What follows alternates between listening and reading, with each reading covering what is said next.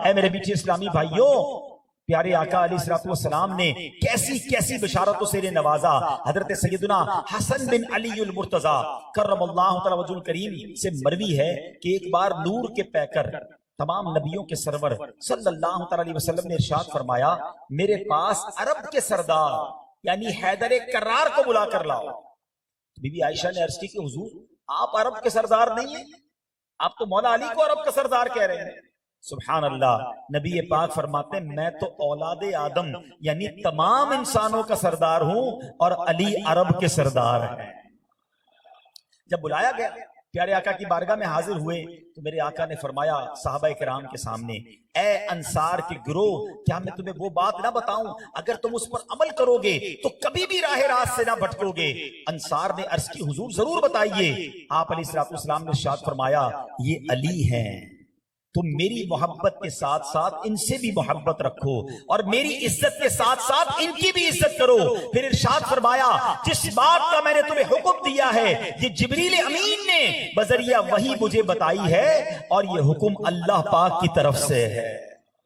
مولا علی سے پیار کرنا، مولا علی کی عزت کرنا، یہ حکم الہی بھی ہے اور حکم مصطفیٰ بھی ہے۔ حضرت صدر الافاضل مولانا سید نعیم الدین مراد آبادی رحمت اللہ تعالی کی بڑی آپ کی شان آپ کی بزرگان دین بیان کرتے ہیں۔ اب میں آپ کی 3 حدیثیں سناتا ہوں، ویسے تو اتنی حدیثیں ہیں شان علی میں۔ اچھا یہاں ایک اور بات بڑی عشق بھری ہے، صحابہ نبی پاک کی شان بیان کریں، امتی بیان کریں تو یہ تو نارمل بات ہے، کرنی چاہیے، ہمارا حق ہے کہ ہم اپنے نبی کی شان بیان کریں، مگر ان کی قسمت پر ہماری جانیں قربان کہ جس کی شان نبی پاک خود بیان فرمائے۔ میرے آقا علیہ السلام نے حضرت علی سے فرمایا اے علی انت منی بمنزلت ہارون من موسیٰ الا انہو لا نبی بعدی، یعنی تم میرے لیے ایسے ہی ہو جیسے موسیٰ علیہ السلام کے نزدیک ہارون کا مقام تھا، مگر یہ کہ میرے بعد کوئی نبی نہیں۔ ایک اور جگہ پیارے آقا فرماتے ہیں علی کا تعلق مجھ سے ایسا ہی ہے جیسا میرے سر کا تعلق میرے جسم سے ہے۔ ایک اور جگہ آقا فرماتے ہیں انا دار الحکمتی وعلی بابوہا، میں حکمت کا گھر ہوں، علی اس کا دروازہ ہے۔ وہ مشہور حدیث آپ نے سنی ہوگی، میں علم کا شہر ہوں اور علی اس کا دروازہ ہے۔ اللہ اکبر، کیسی شان ہے کہ نبی پاک علیہ السلام ان کے بارے میں کیا فرماتے۔ جب یہ مہاجرین مدینے پہنچے نا تو اسلام کی خوبصورتی دیکھیں کہ نبی پاک نے ہر انصار اور مہاجر کا بھائی والا رشتہ بنا دیا کہ ہر انصار جو ہے مدینے کے رہنے والے مکے سے آنے والوں کو ویلکم کریں اور ان کو سپورٹ کریں۔ اور سبحان اللہ صحابہ کرام نے بھی وہ اخوت کی مثال قائم کی، وہ بھائی چارگی کی مثال قائم کی جس کی مثال نہیں ملتی ہے۔ حضرت سعد تھے اور ان کی جو یوں سمجھیے کہ رفاقت کر دی گئی، بھائی بنا دیا گیا حضرت عبد الرحمن بن عوف۔ اچھا حضرت عبد الرحمن بن عوف بہت بڑے صحابی، بڑے مالدار تھے، مگر اب مدینے پہنچے کچھ بھی نہیں، سب اسلام کے نام پر مکے چھوڑ آئے تھے۔ مگر حضرت سعد نے کمال کیا کیا، وہ کہتے ہیں حضور اب آپ میرے بھائی ہیں، میری جتنی جائیداد ہے اس کا آدھا حصہ آپ کا، میرے 2 گھر ہیں، ایک گھر آپ کا، اور حضور میری 2 بیویاں ہیں، آپ ایک کو پسند کر لیں، میں طلاق دے دیتا ہوں، اس سے آپ شادی بھی کر لیں۔ کیا کبھی اسلام کے علاوہ کسی اور ریلیجن میں کسی اور قوم نے یہ اسلام کا مواخات کا اور بھائی چارگی کا منظر دیکھا ہوگا؟ مگر حضرت عبد الرحمن بن عوف کی خودداری دیکھیں، فرماتے مجھے کچھ نہیں چاہیے، بس مجھے بازار کا راستہ بتا دو، کاروبار کرنا جانتا ہوں، اپنے ہاتھ سے خود کما لوں گا۔ وہ دونوں طرف کی باتیں سیکھنے والی ہیں کہ نبی پاک نے فرمایا مسلمان بھائی بھائی ہیں، صحابہ نے دل کھول کر ویلکم کیا، مگر آج اپنے سگے بھائی کے ساتھ لوگ ناانصافی کر رہے ہوتے ہیں، اپنے پڑوسی مسلمان کو تکلیف پہنچا رہے ہوتے ہیں، کسی کی فیور کرنے کا موقع آئے تو فیور نہیں کرتے، مدد کرنے کا موقع آئے تو مدد نہیں کرتے۔ ارے تھوڑی سی اچھی زبان چلا کر بھی ہم کسی کی مدد کر سکتے ہیں، مگر آج ماحول یہ بن گیا ہے کہ بھائی اپنا اپنا دیکھنا ہے، اپنا کام سیدھا ہونا چاہیے، اگلے کا بیڑا غرق ہوتا ہو تو ہو جائے۔ نہیں میرے پیچھے اسلامی بھائی، ایک جملہ یاد کر لو، کر بھلا تو ہو بھلا۔ جب بھلا کرو گے نا تب بھلا ہونا ہے، سب کا بھلا، سب کی خیر، سب کے بھلے میں اپنی خیر۔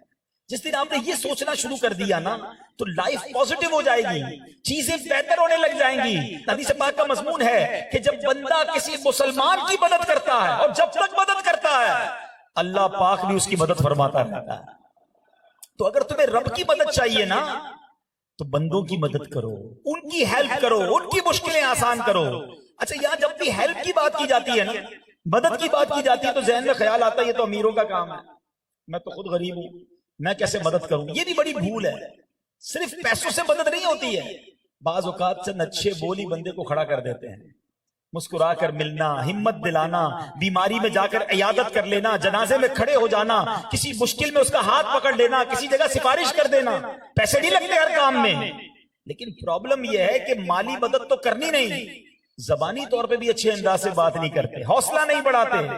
کیا خوبصورت شعر اعلیٰ حضرت لکھتے ہیں نا، شربت نہ دیں نہ دیں کریں بات لطف سے.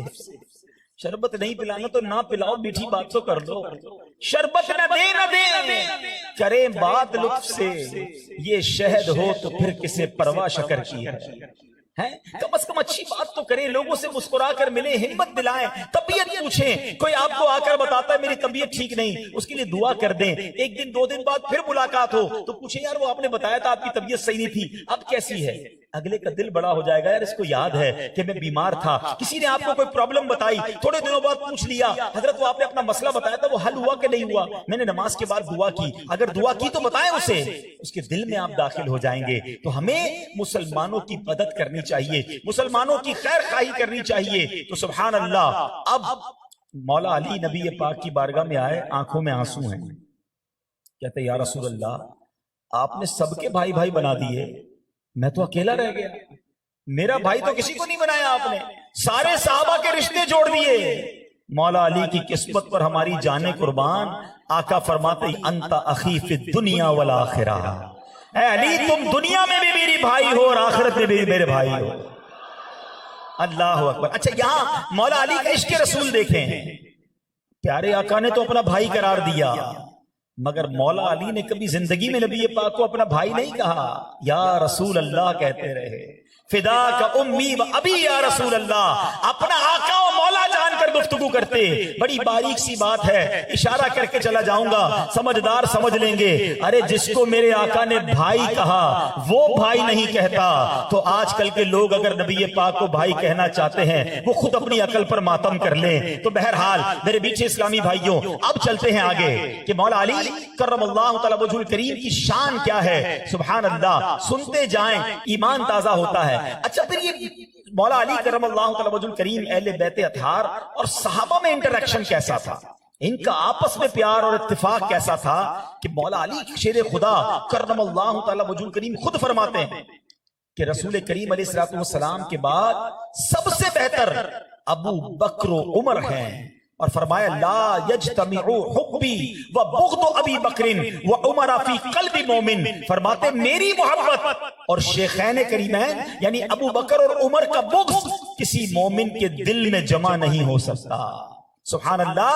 گویا مولا علی فرما رہے ہیں اگر مجھ سے محبت کرنے کا دعویٰ ہے تو شیخین کریمین سے محبت کرنی ہوگی، ورنہ میری محبت کوئی فائدہ نہ دے گی. اللہ اکبر. میرے میٹھے اسلامی بھائیوں، ایک بڑی کمال کی حدیث جس میں ان چاروں صحابہ کی کیا شاندار انداز سے شان بیان کی ہے. نبی پاک کا ویسے تو ہر فرمان ہی کمال کا ہے، مگر یہ فرمان سنو تو ایمان تازہ ہو جاتا ہے. اللہ کے حبیب صلی اللہ علیہ وسلم فرماتے ہیں انا مدینۃ العلم ابو بکر اساسها، میں علم کا شہر ہوں اور ابو بکر اس کی بنیاد ہیں. وعمر حیطانها، اور آقا فرماتے ہیں عمر اس کی دیوار ہے. اور آگے فرمایا وعثمان سقفها، اور عثمان اس کی چھت ہے. وعلی بابها، اور علی اس کا دروازہ ہے. تو یہ چاروں ہمارے دل کے قرار اور آنکھوں کے تارے ہیں. سبحان اللہ. اے اہل سنت والو تمہارا بیڑا پار ہے. سبحان اللہ. کیونکہ اہل بیت سے بھی پیار ہے، ہمیں صحابہ سے بھی پیار ہے. آج کے دور میں ایک عجیب معاملہ چل رہا ہے، کچھ لوگ صحابہ کی بات کرتے ہیں تو اہل بیت کی بات نہیں کرتے، کچھ اہل بیت کی بات کرتے ہیں تو صحابہ کی بات نہیں کرتے. اللہ کی رحمت سے اللہ نے وہ عقیدہ دیا ہے کہ ہم صحابہ کے بھی غلام ہیں اور اہل بیت سے بھی بہت پیار کرتے ہیں. ہماری جانیں ہیں سرکار کی آل پر قربان. اور سیدی اعلیٰ حضرت نے تو کمال کی بات کر دی. پہلے ذرا 2 حدیثیں سن لو, پھر بات اور سمجھ آ جائے گی اور اپنے عقیدے سے اور پیار ہو جائے گا. نبی پاک فرماتے صحابہ کے بارے میں, اچھا مولا علی کرم اللہ تعالی وجہ الکریم کی شان کتنی نرالی ہے کہ آپ نبی پاک کے 4 یاروں میں بھی ہیں اور پنجتن پاک میں بھی ہیں. اللہ اکبر. سنو, نبی پاک فرماتے اصحابی کن نجوم فَبِأَيِّهِمْ اِقْتَدَيْتُمْ اِحْتَدَيْتُمْ. میرے آقا فرماتے میرے صحابہ ستاروں کی مانند ہیں, ان میں سے کسی کی بھی اطاعت کرو گے, فرما برداری کرو گے تو تم کامیاب ہو جاؤ گے, ہدایت پا جاؤ گے. صحابہ کو کیا کہا, ذرا میرے ساتھ دہرائیے, کیا کہا؟ ستارے. کیا فرمایا؟ ہاں. اور نبی پاک ایک حدیث میں فرماتے جس کا مضمون ہے کہ میری آل جو ہے کشتی نوح کی مانند ہے, جو اس میں سوار ہو گیا اس کا بیڑا پار ہو جائے گا. تو اپنی آل کو کشتی فرمایا اور صحابہ کو کیا فرمایا؟ ستارے. سبحان اللہ. بریلی کے تاجدار بھی کمال کی ہستی ہیں.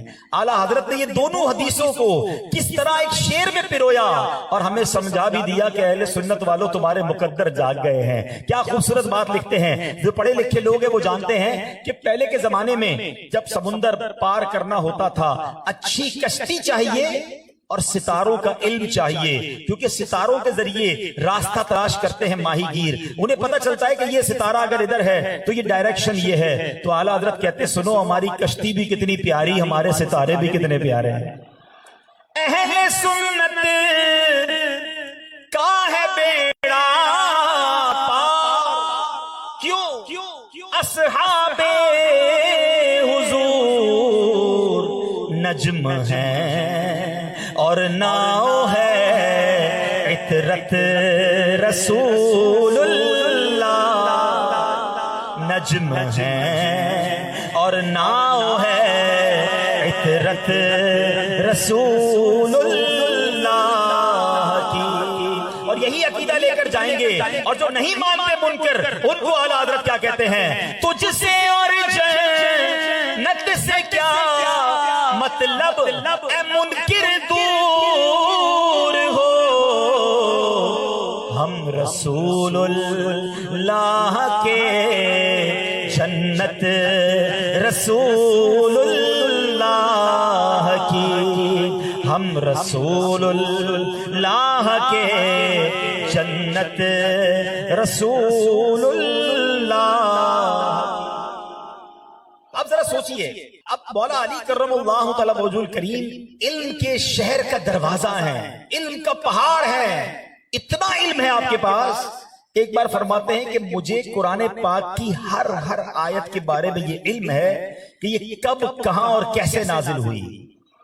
ایک جگہ فرماتے ہیں اگر میں سورہ فاتحہ کی تفسیر لکھنا شروع کروں تو اتنی تفسیر لکھوں, یعنی اتنی کتابیں لکھ دوں کہ ان کتابوں کو اٹھانے کے لیے 70 اونٹ منگوائے جائیں. اتنا علم, تفسیر قرآن کا ایسا علم. اور تلاوت کیسے کرتے تھے کہ آپ کے بارے میں آتا, گھوڑے پر سوار ہوتے تھے نا, آپ بھی کبھی گھوڑے پر بیٹھے ہوں گے, ایک رکاب میں پیر ڈالیں پھر دوسری طرف سے پیر ڈالیں, چند سیکنڈ میں سوار ہو جاتا ہے بندہ. مگر مولا علی کی کرامت دیکھو, آپ ایک رکاب میں پیر ڈال کر تلاوت شروع کرتے تھے, اگلے رکاب کے اندر پیر ڈالنے سے پہلے پورا قرآن پڑھ لیا.